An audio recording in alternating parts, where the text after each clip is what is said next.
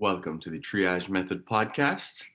Happy Christmas. Happy St. Stephen's Day. Happy Boxing Day. Happy 26th of December. Happy 5th birthday to Triage. Fair play to us. Today's our 5th birthday. Very exciting. Welcome to the party. This is obviously coming out on tomorrow. Yeah, this is the 26th.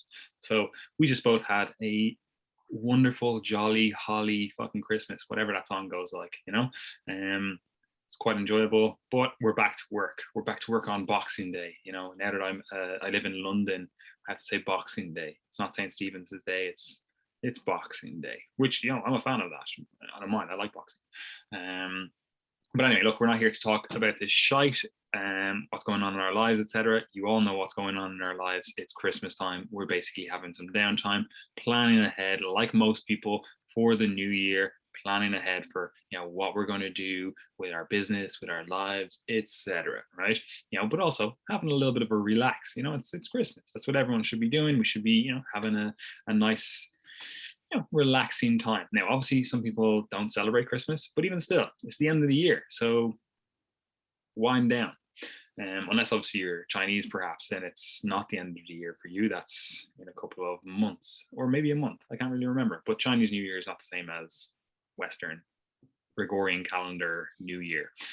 But anyway, look, we're not here to talk about that stuff. We're here to talk about basically a training masterclass, if you will. Like last week, we did a nutrition masterclass.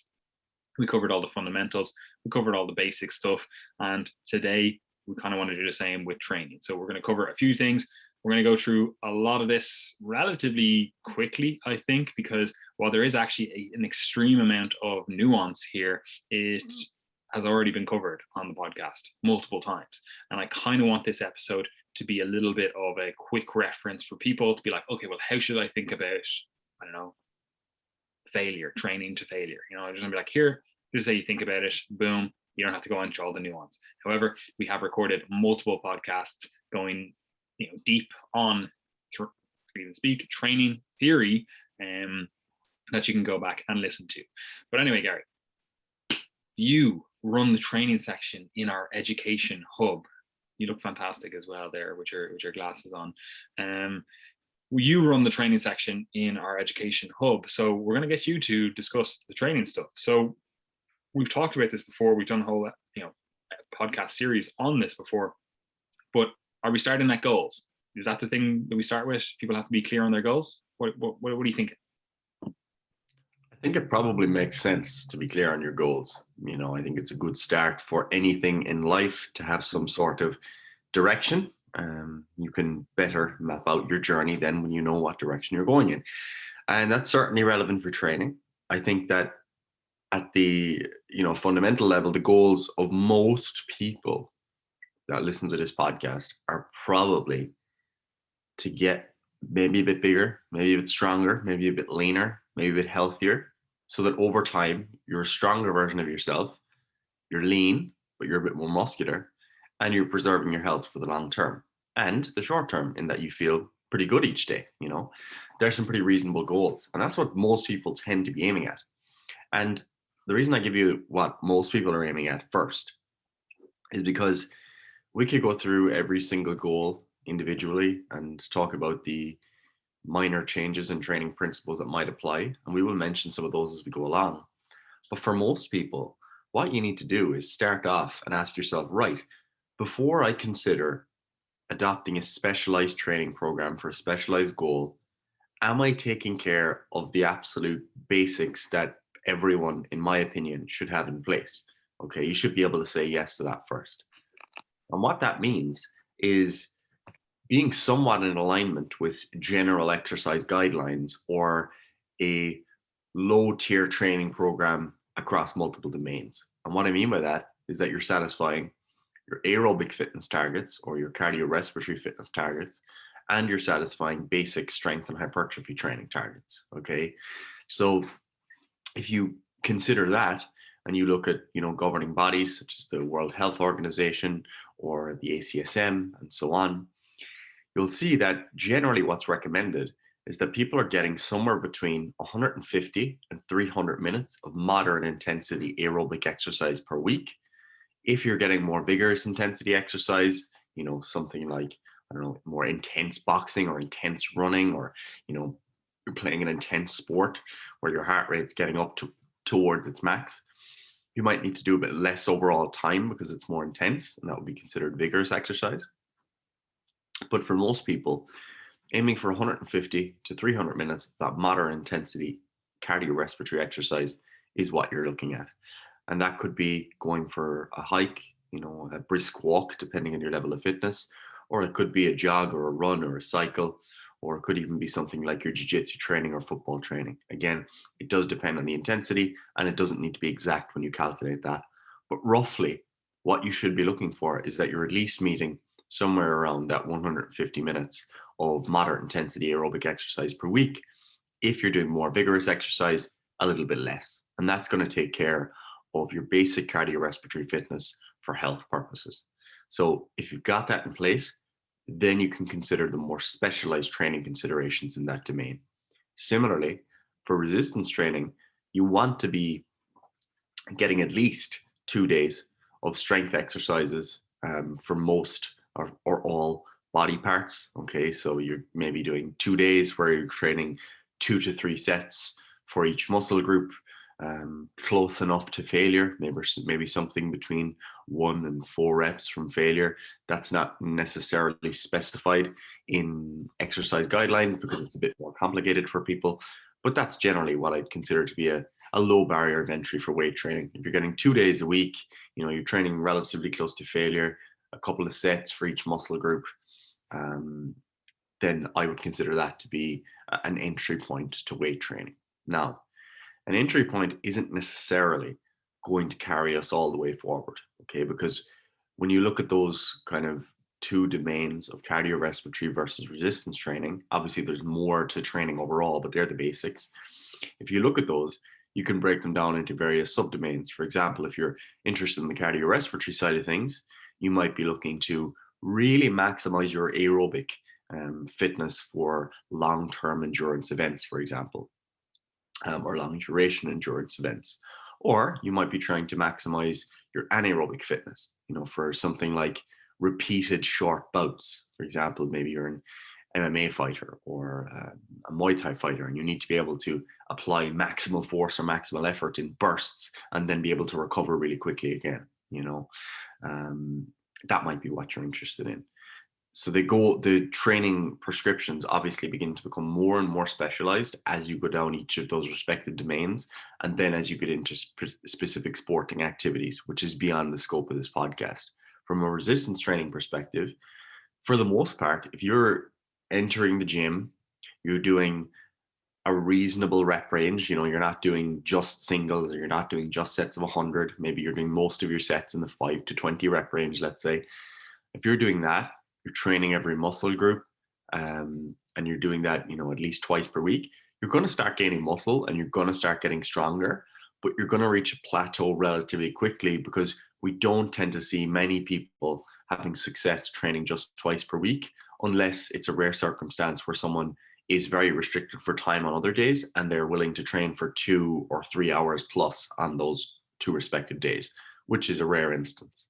For the most just part, on that, like most people, you could say, like, say you did train for quite a while, you trained twice, 2 days per week in terms of resistance training, but we would see that more as either just an entry level, so you're just rank beginner, or you're in this kind of what we often call a maintenance phase, where you're like, I want to try to gain a little bit, get a little bit stronger, maybe gain a little bit muscle, but you're really just maintaining. You're really just maintaining the adaptations that you've already built, and you kind of need to do a little bit more than just 2 hours of resistance training per week. And like you said, that can either look like 2 to 3 hours on those 2 days, or what often happens is you just do more days per week.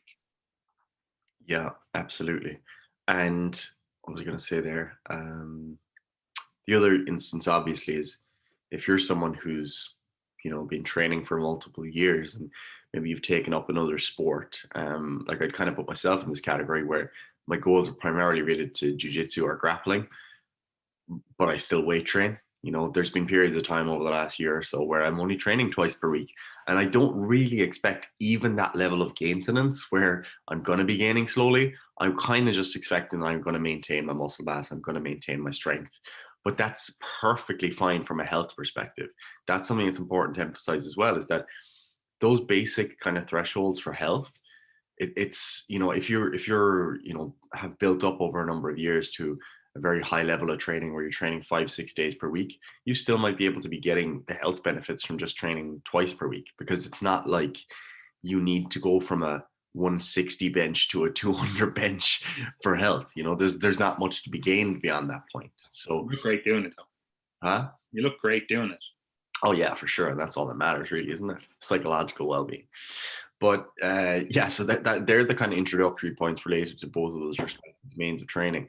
Now, cardio training is something we've spent a great deal of time talking about on the podcast. We did a series about cardiovascular health. We talked about cardiovascular training. So I'm not going to go into all the nuances of that here, because I think that weight training tends to be what we focus on a bit more and what our listeners tend to be interested in.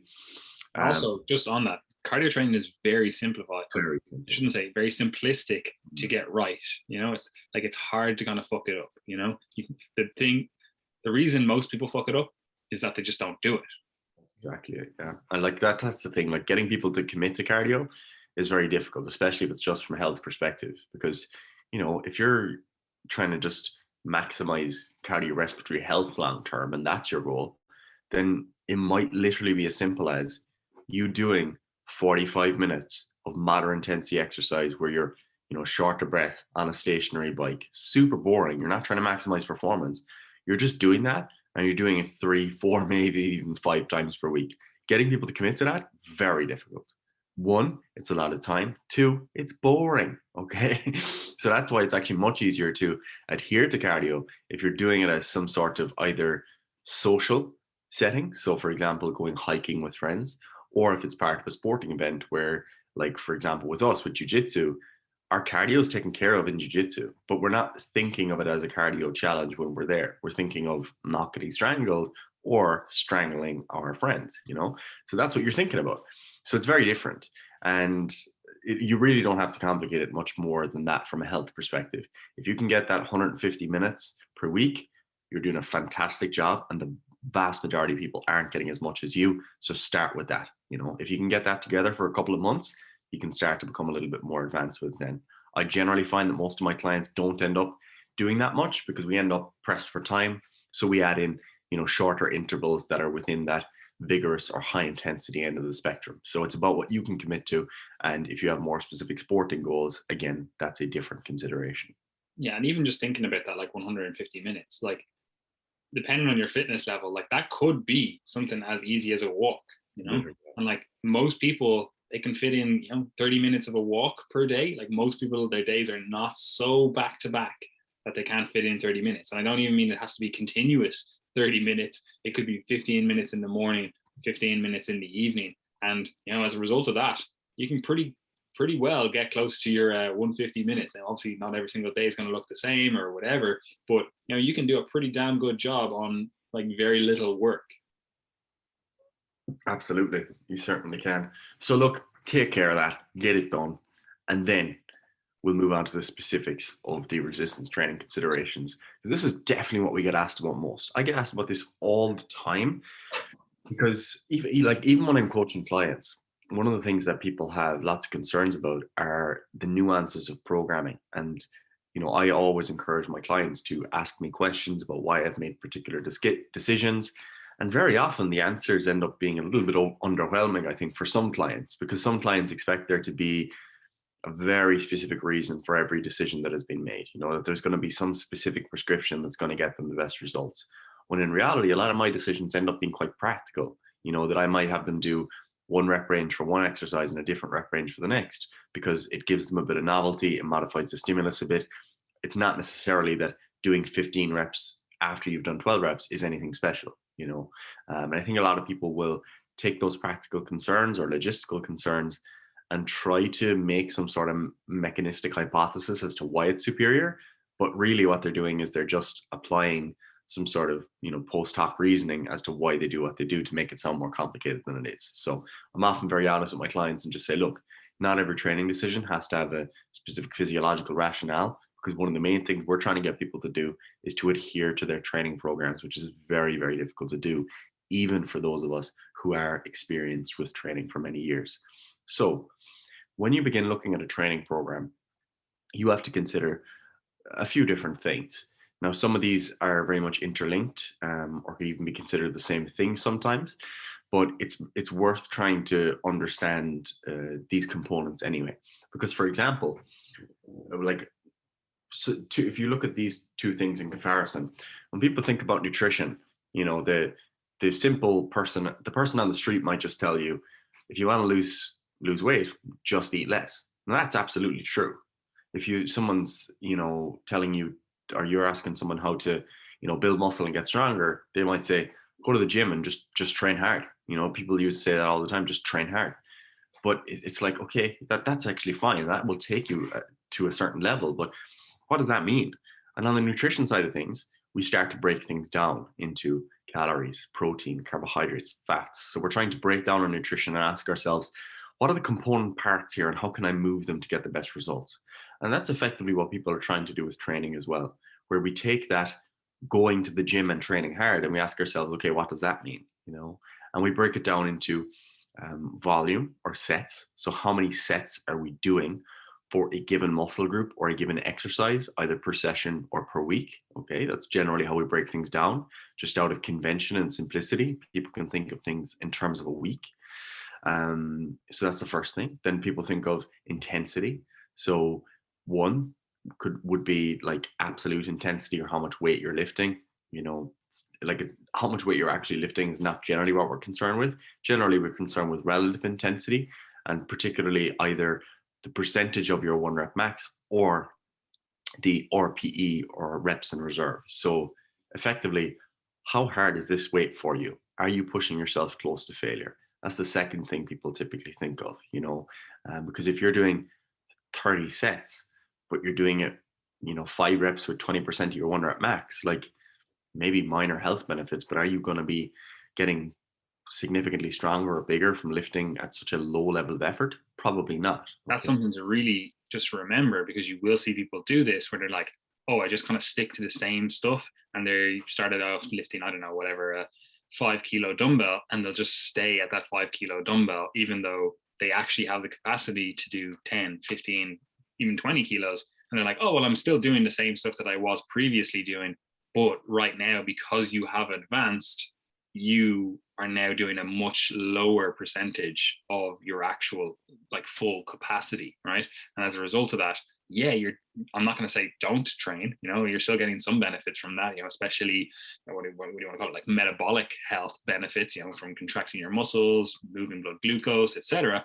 But it's not going to be the thing that gets you to a stage where you're like, oh, I'm actually building muscle, or I'm actually getting stronger more and more and more each week, because you've kind of tapped everything out that you get from those like beginner gains, and you're still doing the exact same stuff that you were doing. And you see that all the time. Like someone will say, oh, I don't know, squat 1 plate each side, so 60 kilos overall on the bar. And it's like, yeah, and how long have you been doing that? And they're like, oh, for the last year. And it's like, okay, well, we need to do something to move the needle forward. And there's a few different variables, like Gary has been touching on, that we can do. Yeah, maybe you stay at the same reps and the same relative intensity, but now we're doing more and more sets. We're doing like 20 sets now of this one exercise.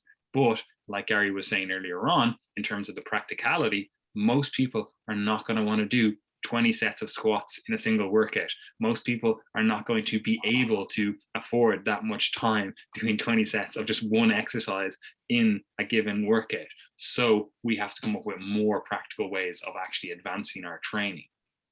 Absolutely. So look, very simply, from an intensity perspective, we're interested in whether or not someone is taking their training close to the point of failure. We'll add some more nuances to that in a moment, but close to the point of failure is fine for now.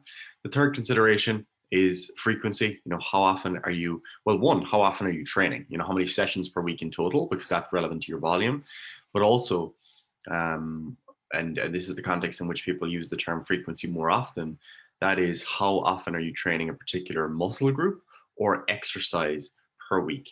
And this is something that's very relevant. I think some people probably take this too far. They like worry that, you know, training a muscle group once per week just isn't enough because they've seen maybe people claim that twice per week is better, which is generally true, I think. But once per week, many people have had fantastic results from that. And just because something is better doesn't mean that you can't train once per week. And what I might do sometimes with clients is maybe there's muscle groups that they've already gotten nailed. You know, they're their best muscle groups, best exercises, and we really want to focus on something else. We might put those muscle groups just once per week. You know, we might put the muscle groups in the middle where they want to develop them, but not as a primary priority, twice per week. And then the muscle groups they want to emphasize the absolute most, that they're like, this is really what I want to focus on. We might train that 3+ times per week. Okay.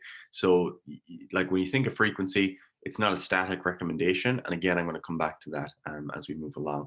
Exercise selection, of course, is a consideration of great importance. And often the good thing here is that proper or good exercise selection can be actually learned through intuition or experience. And what I mean by that is that if you do an exercise and you can turn around after that and say, my God, that chest press, it just lit up my chest. My chest is burning. I got a ruthless pump. None of my joints are aching. It just feels like I trained that muscle. You don't need to understand anything else about the mechanics of that exercise, about the range of motion that you used, or anything in order to say, this is probably an effective chest exercise. I'm probably going to increase the strength and muscle mass in my chest if I continue to do this exercise. Or just another way of seeing that as well would be, oh, that muscle group that I was training, that was the one that was the failure point. It wasn't, again, like you said, like your joints or your elbow or whatever else. It wasn't something else other than, again, like in this example, your chest. You do an exercise and you get to that failure point, you're doing it and you're like, it's your chest that is failing. It's not, oh, my triceps are the thing that, you know, my chest still has, you know, 50% left in the tank, but my triceps are giving out, or my elbow or my shoulder or whatever else is, you know? Yeah, and you can look at that then from the inverse in terms of like, right, we know that if you feel all that, all those positive things is probably a good exercise. Then if you don't feel any of those things, you're experiencing just the negatives, then it's probably not a great exercise for you. And people plow on with exercises like that all of the time. You know, they've Like been we've done it. Like we've yeah, done it. 100%. They'd be like, I've been squatting for 4 years. Okay. I've increased my squat strength, but every time I squat, the limiting factor is my low back. I've got this constant ache in the left side of my low back that's never going away. It gets worse from squatting. And because I keep squatting, it doesn't seem to go away. And, you know, they don't feel like their quads are getting much of a pump. Their quads haven't really grown. They've gotten a bit stronger, but that wasn't really their primary goal. So clearly that's not a great exercise for that person. And if someone was to use an arbitrary rule of thumb, like barbell exercises are better and squatting deep is better, then they've missed out on the very clear biofeedback that they've been getting to say that maybe this isn't the best exercise for you. So in general, using those kind of simple pieces of feedback is a good way to get started with considering the exercises that you're doing. In general, there are like practical rules of thumb where, like, if you're training a particular muscle, you should feel that muscle working as the primary muscle group. You should also be able to work the muscle through a relatively large range of motion. It's generally a good thing to be able to achieve. It doesn't mean that everyone needs to achieve the same range of motion or that you need to exaggerate how deep you're going at the expense of maybe movement to other joints or the involvement of other muscles. But in general, there should be a pretty large and pretty standardized as well range of motion. So, you know, if you're standing upright with a barbell row and you bend forward just a few inches, you know, from the upright position, you're kind of just doing a bit of a shrug. You know, it's clearly not the best version of that exercise for the muscles you're trying to work. So in general, you want to choose exercises and choose techniques that allow you to use a large range of motion, that allow you to feel relatively pain-free while doing that, and that the muscle you're training is the one that's stimulated and the one that's becoming the limiting factor. There's plenty more nuanced points related to, you know, resistance profiles and stability and X, Y, and Z, but they're beyond the scope of this podcast to go deep on exercise selection. So there's some of the kind of fundamental starting principles. There are other things for sure that are get a bit more into the exercise itself, such as rest periods, for example. In general, you want to have rest periods somewhere between 1 to 3 minutes most of the time between your sets. If your rest periods are too short, that can make you feel like you're getting a better stimulus sometimes. You'll feel your muscles burning more, you'll be more short of breath, probably sweating more, the exercise will feel harder. But generally, what ends up happening is that some of those sensory components, like if you're really short of breath and your muscles are already burning, it can limit your ability to push yourself going into that next set. And you're lifting far less weight, you're lifting for far less reps, and you don't have the same commitment to push yourself to failure again because of all of those sensory aspects that are making it, clearly unfavorable for you to keep pushing yourself. So shorter rest periods can be used sparingly, especially when trying to save time or doing exercises where they're generally more isolation type movements. Towards the end of a workout is when I generally use that. But when you're trying to build strength and you're doing heavy multi-joint compound movements like squats, deadlifts, bench presses, barbell rows, etc., I'd very rarely be going anywhere less than a minute to a minute and a half, and generally more in the 2 to 3 minute range for those strength exercises, or even longer if you're doing very low reps. And then for exercises that maybe are somewhere in between the isolation and the heavy, heavy compound exercises, like maybe you're doing a chest press machine for sets of 12 to 15, somewhere between 1 and 2 minutes is typically fine. So they're fairly simple recommendations related to rest periods. Tempo is obviously something that falls into this conversation as well. And that's basically the cadence of your repetition and how much time you spend in each respective portion of the repetition. There aren't actually hard recommendations related to repetition tempo. Generally, what you see is that reps that take between 3 and 8 seconds per rep tend to lead to the same amounts of muscle hypertrophy, at least in the research that's been done.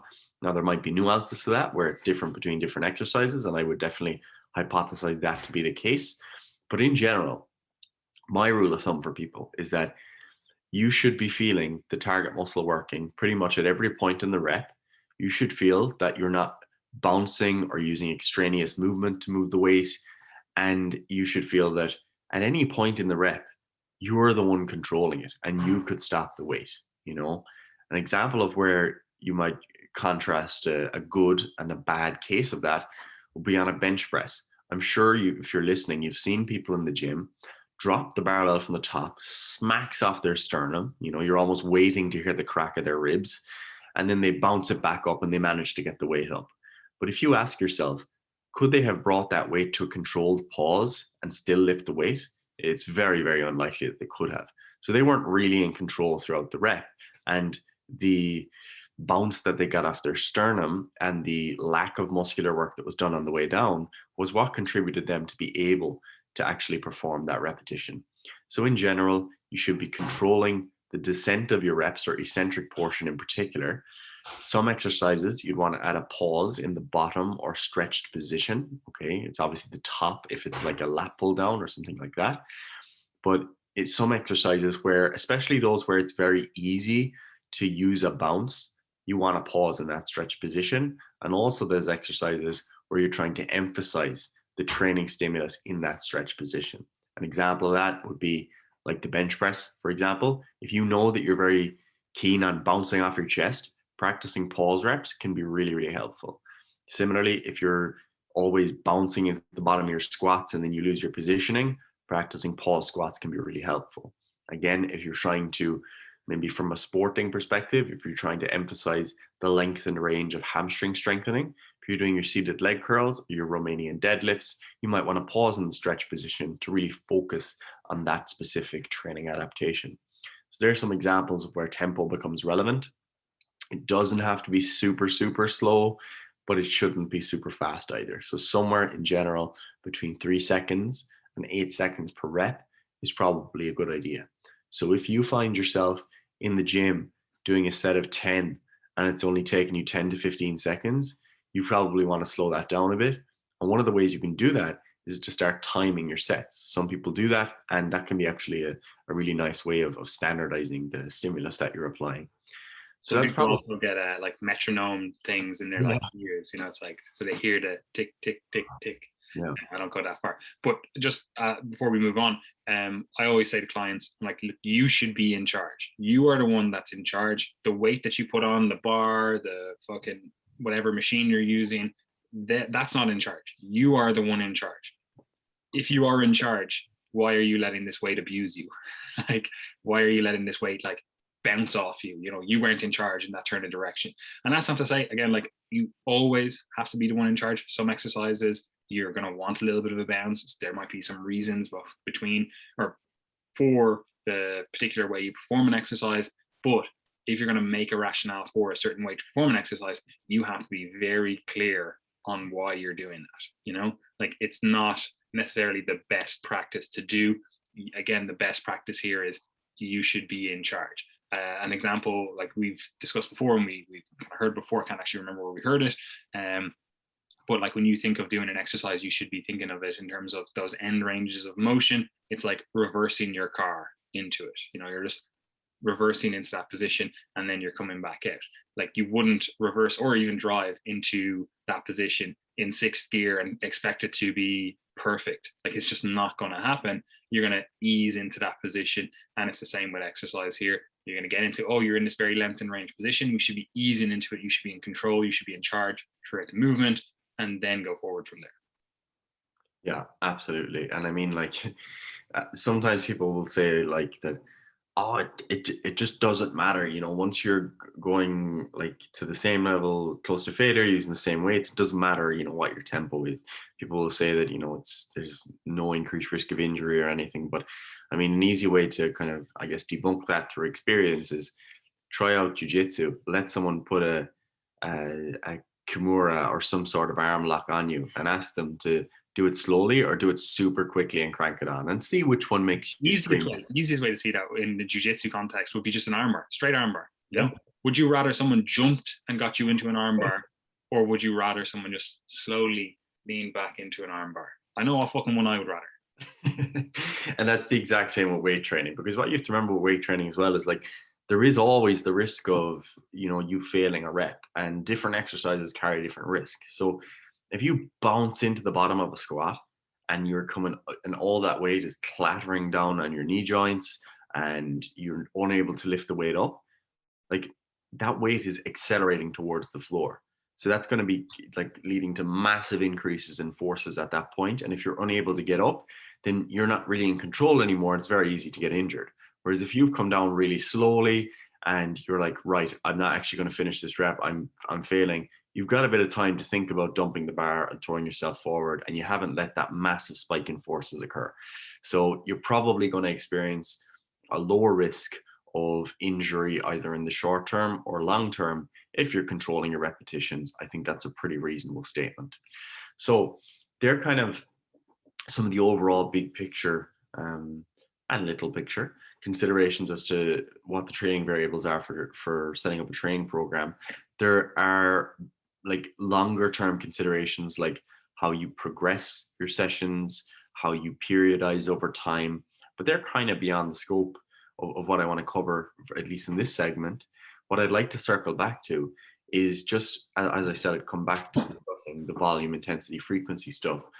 So volume is something that's interesting because many people try to quantify volume in some way. And I think that the more specific you are here, it may make you look more scientific and technical, but it actually makes you even like kind of less accurate and less effective, because what people will try to do here is they'll, you know, use what's referred to as volume load. And what that means is that you multiply the weight you lifted by the reps you did, or by the sets by reps, or just the total amount of reps that you did. So for example, if I did 10 sets of 10 at 40 kilos on a bench press, that would be 4,000. That's right. Yeah. 4,000 kilos worth of volume. But the problem with that is that me doing 40 kilos and someone else who just started in the gym doing 40 kilos and their one rep max is 50 kilos, does that sound like the same training stimulus? No, of course it's not, because the proximity to failure is vastly different. So as a result, what we'll often try to do is just consider volume or number of sets in terms of, you know, them being challenging. So if someone's somewhere between 1 in 4 reps from failure, that's a challenging enough set, okay? Or 0 to 4 reps from failure. It's a challenging enough set. Sometimes 5 reps from failure, maybe even a little bit more, can still be challenging, but we're just trying to create sound heuristics. I think most people are going to be somewhere between 0 and 4 reps from failure in most of their sets if they're taking their training seriously. Now, exceptions to that might be a rehab focused set where you're just maybe trying to get a very small amount of exposure, or you're trying to work on your technique. And you can count those a little bit differently. But for the most part, people can consider one set to be a set that took them pretty close to failure. Okay. And in general, per muscle group, you want to be doing somewhere between 10 and 20 sets per week for those muscle or for each muscle group. You can go north of that for sure. And generally, when I do that with clients, it would be those who have more time to train and have specialized muscle groups they'd like to work. And what I find to be very effective, much like what I mentioned previously related to frequency, is stratifying volume in accordance with the person's priorities. So, for example, if you're trying to work your shoulders and really focus on shoulders, then we might say, right, especially if you've been training for a few years, why don't we do 25 sets for shoulders per week? Like a lot of volume. We might start at 20 on week 1, work up to 25 on week 4, or week 6, or whatever. But we're not going to keep chest and back and legs all at that level of volume as well. What we might do is say, right, your chest is actually your strongest body part. So we're only going to do 10 sets a week for chest. Your back and your legs, they're kind of in the middle. So let's do 15. Okay. So we're taking that broad range of 10 to 20. We're staying at the lower end of that for our muscle groups that are well trained and then we're not prioritizing at the moment. We're going in the middle for those muscle groups that are maybe, we want to keep improving them, but we're fairly satisfied with them. And then we're going 20 or more for those muscle groups that we really want to focus on or that are lagging behind and we just need to bring them up. So you can see that there's clearly a hierarchy that you're creating and you're prioritizing accordingly.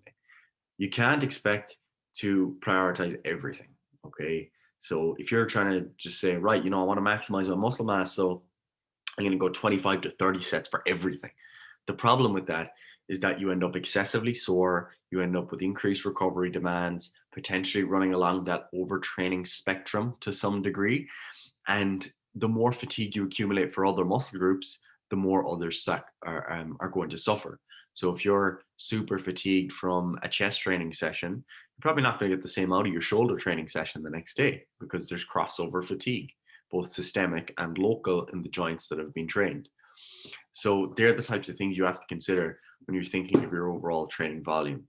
Generally, when people hear 10 to 20, they hear 20. Okay, they don't hear 10. They don't want to hear the bottom of the range. They want to go right to the top. And I would just encourage you to avoid that urge as much as you can, because it's actually a lot more valuable if you can stick to a training program that has 10 to 15 sets per muscle group per week, and you've never stuck to a program before, and you're putting in great effort, you've chosen great exercises, your technique is spot on. If you're doing all those things for the first time, you've got gains to be made. And one of the things you run into as you push volume higher is your training motivation might be lacking a bit. Your training sessions are taking longer. You're not as excited going to the gym. You're more sore, potentially higher risk of injury. So you're basically taking the positive things that you were experiencing at the lower end that you'd finally stuck to, and you're adding all the negative things that come with doing too much training.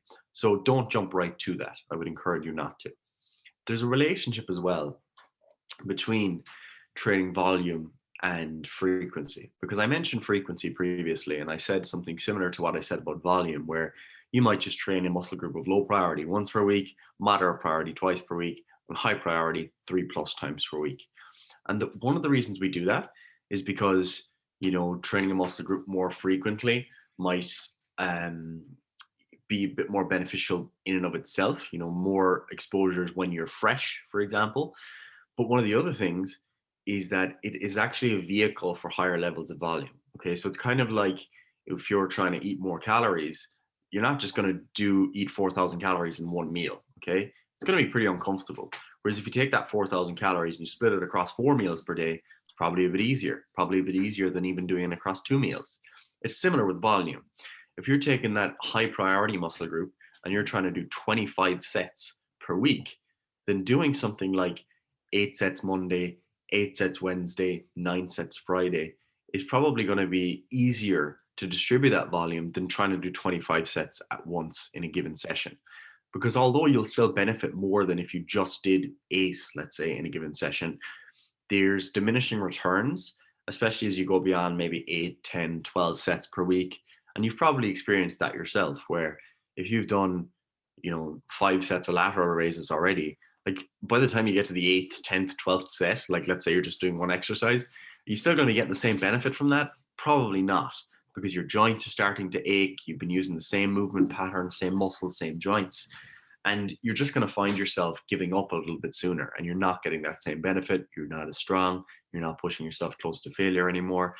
So as a rule of thumb, I would try to use frequency as a vehicle for volume, meaning that if I'm going to do a higher level of volume, I'll use a higher level of frequency as well to facilitate that, with overall the average frequency being something around twice per week.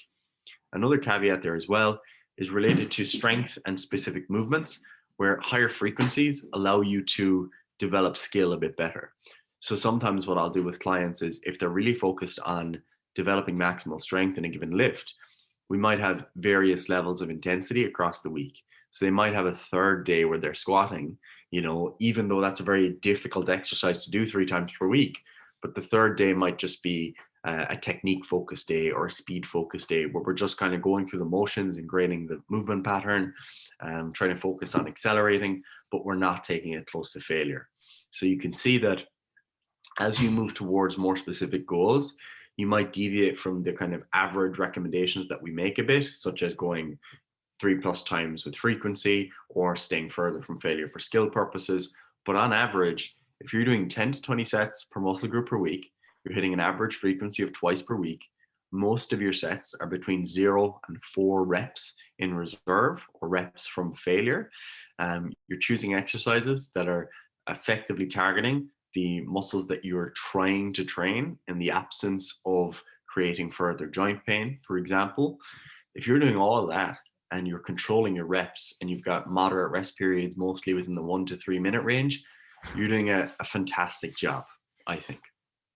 100%. I actually think that pretty much covers everything. But what I want to do, even though you kind of did effectively recap all of it there, but what I want to do is like just kind of quick fire. You've got this generic, I want to just create a program, generic program. I want to get a bit bigger, the diet's mainly controlling, body composition, but I want to get a little bit leaner. I want to put myself in a bit of health, or a better health position. I want to be, achieve the goals that most people want to do, right? So quick fire here. Let's assume, again, first of all, goals are set. They're the kind of goals we just done. You've assessed what you want to do, the time available that you have, et cetera, right? But they come to you, generic program here, right? Where do we start with reps? Is there a particular rep range that we're going to say is better for strength? Is there a particular rep range that's better for hypertrophy? Is there a better range for, endurance? What are we doing? Quick fire here. Yeah, so with reps, generally from a strength perspective, if you're trying to work on maximal strength, you want to have exposure to the 1 to 5 rep range. Okay, probably not necessary for other goals, but 1 to 5 reps, you should get some exposure at least once per week on the exercises that you're trying to maximize strength in. And generally, again, that's going to be within that reps and reserve range of maybe 0 to 4.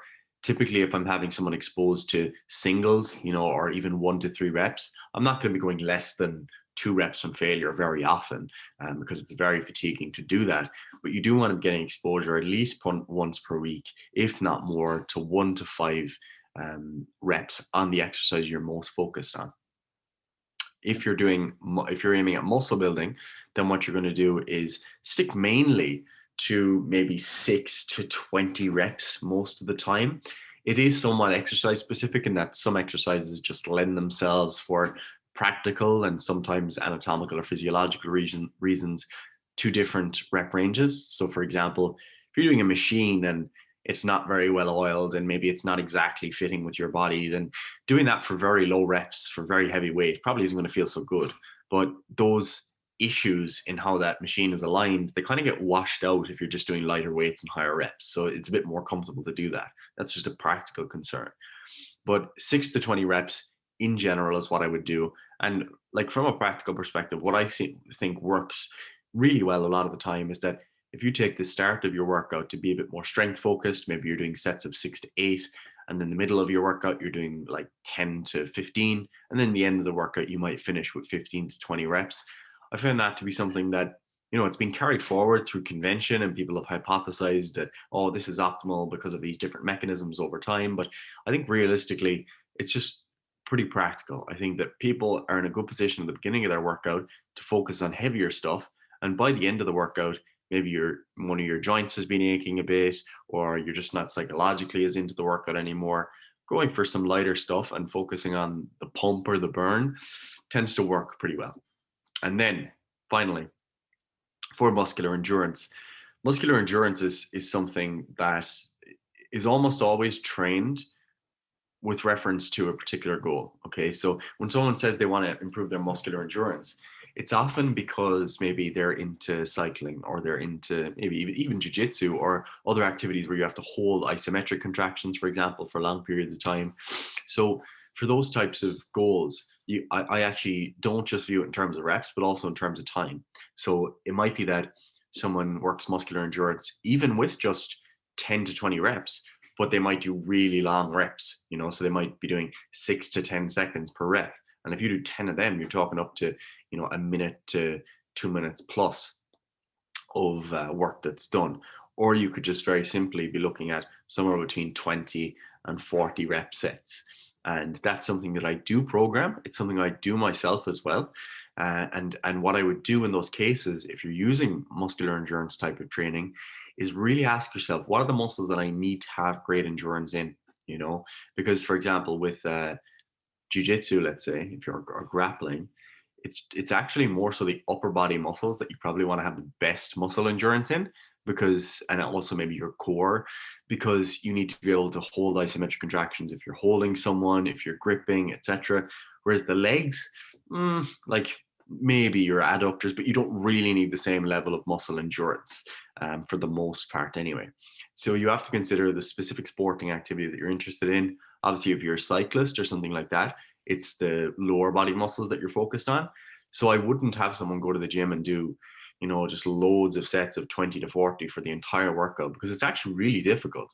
It's fatiguing in a different way, but still super fatiguing, and similar to the fatigue you're going to experience if you're doing like heavy powerlifting training. It's just different qualitatively, but very similar like quantitatively. And if you ask someone how they feel after a set of 30 on squats, if you genuinely go into failure, you're going to be feeling horrible, and probably for the rest of the day.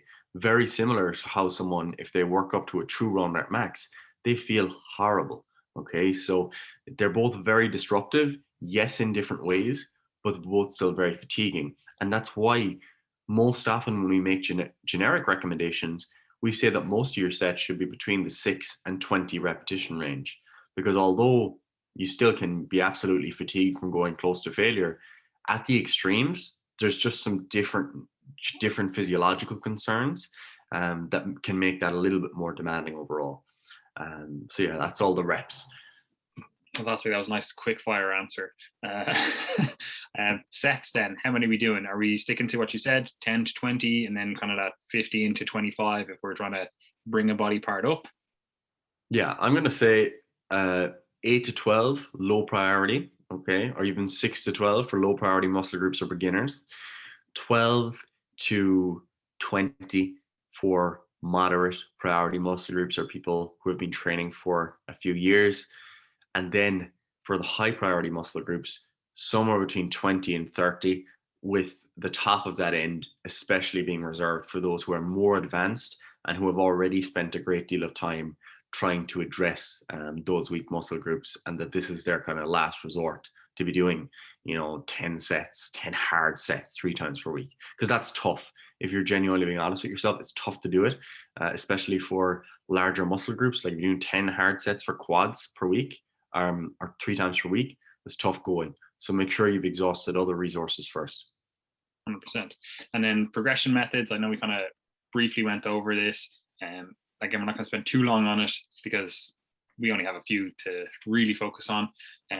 But what progression methods are we looking at? Are we looking at just really adding weight to the bar? That's our main progression method. Are we talking about adding reps? Because I know people do that.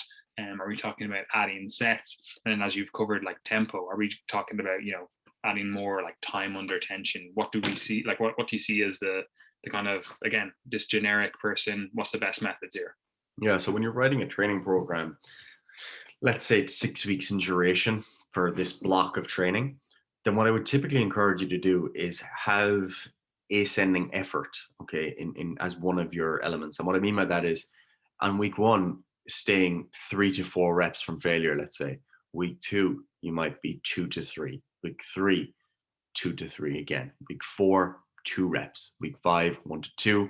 And week six, then you're taking yourself pretty much to failure, or maybe 1 rep from failure. So what you're doing there is you are going to be increasing the weight on the bar, and you're doing that consistently throughout the block of training, or at least that's most likely, but you're not forcing it. So you're not saying, I'm going to, go from, like, you take a weight that you hit failure on week one and then add 5 kilos, because that's beyond the expected rate of progression. Whereas if you're already increasing the effort that you're applying each week, then you'd expect that the weights will be increasing naturally, even if you gain zero strength. But generally, you're going to be gaining strength along with that. So you'll be a little bit ahead. And what I typically do then is that as you go into the next 6 week block of training, you start back at 3 to 4 reps from failure, but maybe the weight is 5 kilos heavier at the beginning because you've actually gotten stronger during that period of time.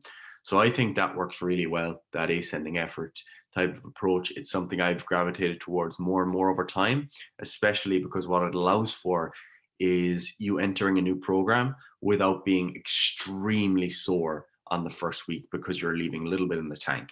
Another thing that works well along with that is starting with slightly less sets and finishing the block with slightly more sets. So for example, you might start with 3 sets of bench press in the first workout, and maybe on week 4 you increase to 4 sets, and maybe if you're really focusing on it, even going up to 5 sets, to increase your volume as you get towards the 6th week of that training program.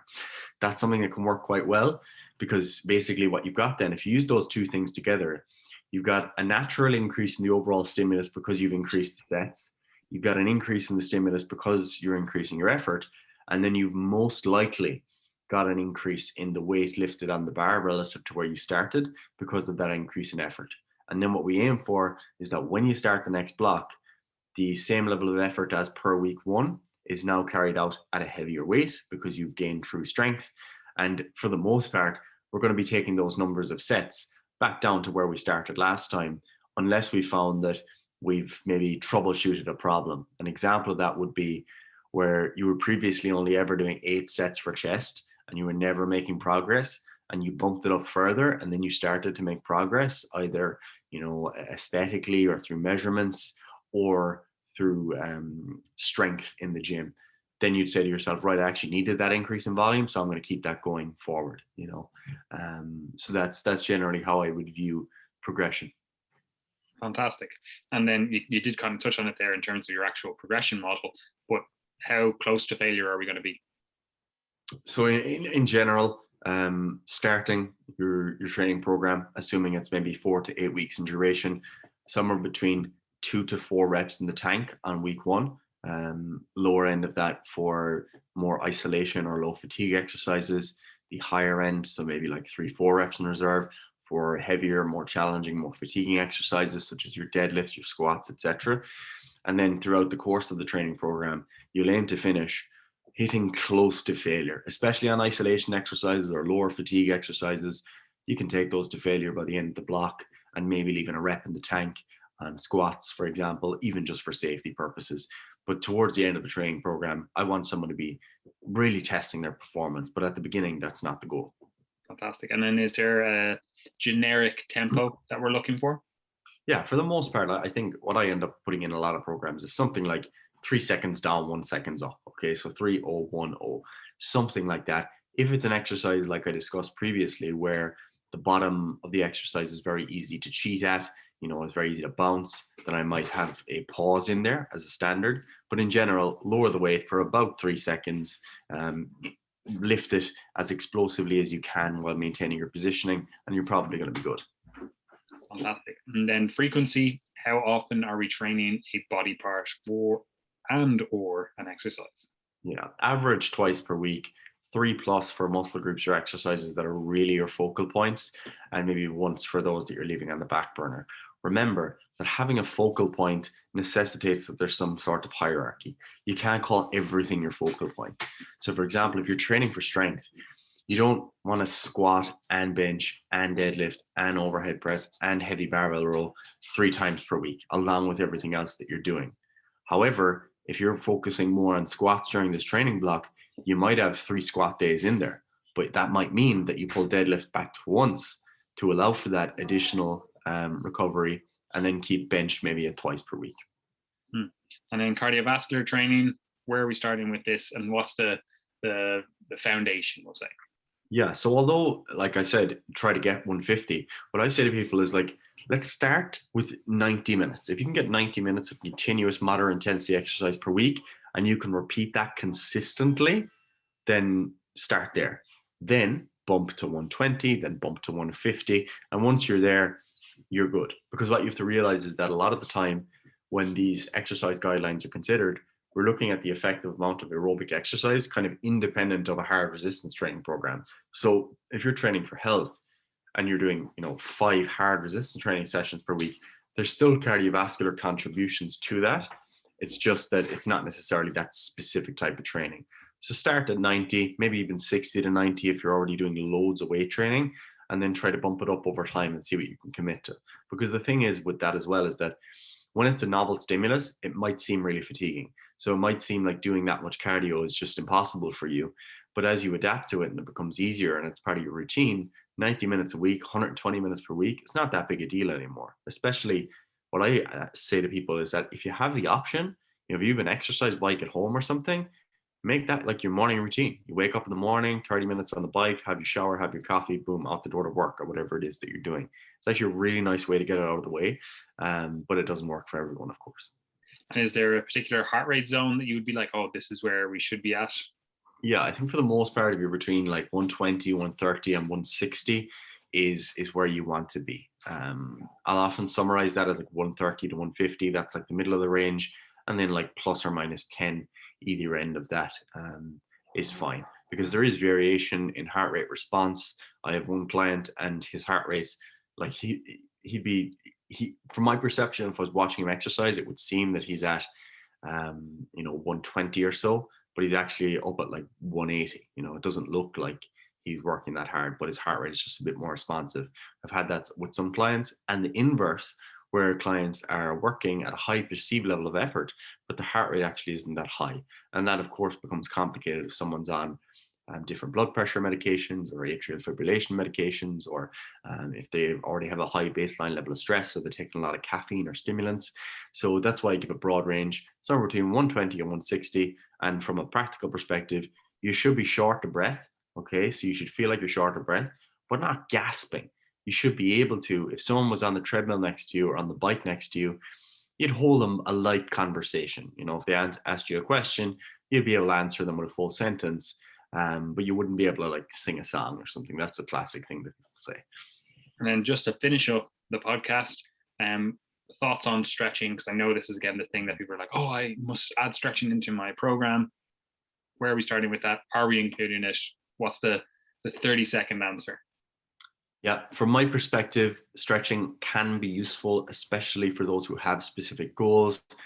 If you're a grappler, if you're doing taekwondo, if you're a ballerina, if you're a dancer, if you need to have high levels of joint range of motion, then there might be a benefit to you actually prioritizing stretching. However, if you haven't taken care of the other things that we've discussed in this podcast, it's very unlikely that stretching is going to offer much from a health perspective or from a performance perspective, unless there's a specific sporting movement that you're unable to carry out that's solely affected by your joint range of motion at the moment. Otherwise, there's so much else to be done to gain health benefits, to gain performance benefits, to look better, to get stronger.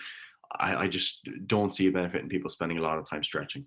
Yeah, and most people seem to get a benefit in terms of stretching, in terms of what they're looking for from stretching, by just doing resistance training. Absolutely, yeah. Just actually moving through the ranges of motion that they should be moving through, under load as well, but even just like body weight stuff and everything. All of a sudden you're like, oh, I don't actually have tight hamstrings anymore. I don't have a tight lower back or tight lats or whatever it is, purely because they got that little bit stronger. They were doing movements that, got them into a stretch position, and it's all good, Anyway, that is it for today. Do you have anything else to say, Gary? Anything you want to wrap up on? Otherwise, close us out. No, that's all good. We're going to close it out here. And look, obviously, guys, the nature of this time of year, it's our busiest part of the year or years, which is fantastic. So we're heading into January. It's the busiest time for the fitness industry. A lot of people are going to be either committing their fitness vows for the first time or renewing their vows. Some of you might have been slipping a little bit, completely understandably, over the last 2 years. Maybe you haven't been as disciplined, your training hasn't been on point. And now that maybe you see a hint of normality being offered to you on the carrot stick, you might be saying, right, I'm going to get back in the game. I'm going to start prepping my meals again. I'm going to start getting to the gym more often. So if that's you, we do have coaching that we offer. All of our coaches have spaces available for clients at the moment. We're currently making a number of changes to our coaching processes as we head into 2022 to hopefully improve the client experience. So if you want to get involved and start to, improve your commitment to the process, improve the results you get from that commitment, then you can work with us at Triage, and you'll find the information listed in the description box below.